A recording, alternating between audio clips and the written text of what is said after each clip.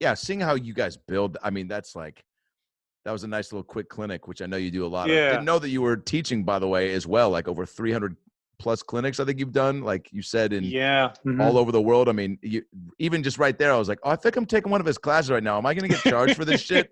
Because you're so, Well, you so effortlessly go into, you can't help it, dude. It's like it's such a part of you that you're hmm. like, let me just show you this thing. Actually, let me just take you all the way back to how it started, and like really Yeah. just like, but I love that, dude. And uh, especially with starting with the bass clarinet and having that like through line, because that was my first instrument I picked up in the 5th grade was the clarinet, Oh, wow. and played Right for on. 4 years.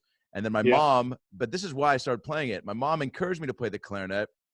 Like you, by the way, I wanted to play the drums. Didn't actually ever play Mhm. them, but I know that you actually got into it. And Mhm. then, or no, folks didn't let you do it, right? Right. Yeah, it wasn't Yeah. wasn't gonna happen. Yeah. Um, Similar thing, clarinet though. My mom was like, play that. I was like, it seems cool. The woodwind sound like just spoke to me right out of the Mm. gate. Mhm. And but I had this problem where I would practice all the time and then get in class for the test, and then it was Squeak City. You know what I'm saying? Oh, yeah. And Uh-huh. and so I couldn't get over that. But my mom, her whole game plan was for me to eventually segue to the sax, because she's Oh, like, wow. this instrument is sexy as fuck. Even Yeah. she dated a guy at one point that like bought me a sax, but it was like, it looked like he found it on the side of the freeway and was like, hey, I'll get some brownie points with this woman's son. And like there was a reed on it that was like already wet. I was like, dude, Oh, I boy. appreciate the gesture, but I'm going to stick with the clarinet for the time being. But I went to a music camp where they let you try other instruments. And I remember, dude, getting a little taste of the sax. To this day, I feel it's probably definitely one of my regrets that I did not try to stick with it, because watching you play, dude, and just, you know, having a little bit of experience with the clarinet, and the, it's Mhm.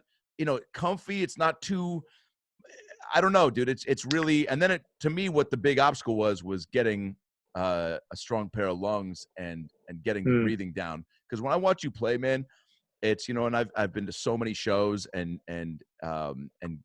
shit, man, seeing you back in the Bela Fleck days, and Mhm. your breathing is like, I don't know how you got that good, or if that's something that again is like a part of the whole pie that you just kind of get when you have this innate talent for music, or is that something you spend a lot of time trying to get good at?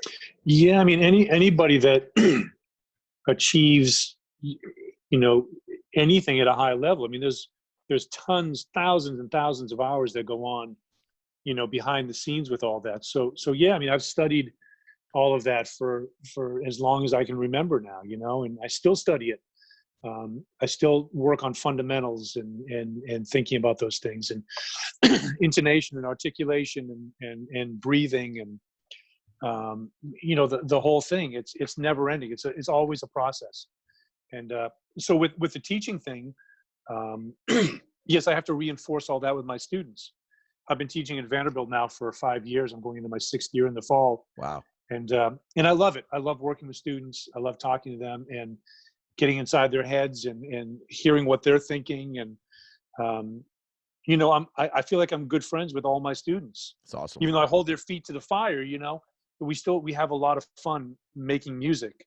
And to me, if it's not something you enjoy doing, um, especially if you're thinking about doing it as a profession, um, for me, it should be enjoyable, but it should also be something that you strive to get better at Yeah. as you're going along with it. Yeah.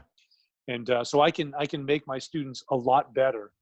And I hear it in each and every one of them. I'm like, wow, when they're working on the stuff and I'm telling them, I'm like, wow, it really works. Yeah, right. I And was gonna say, how many times are you like giving out advice and being like, "Oh shit, like yeah, that is actually applicable," or like, "That was a fucking really profound thing pretty that I much just every said." time. Yeah, Yeah, pretty yeah, much every time. Yeah, yeah, just yeah, making it yeah, up as I go yeah, along. yeah, yeah, yeah.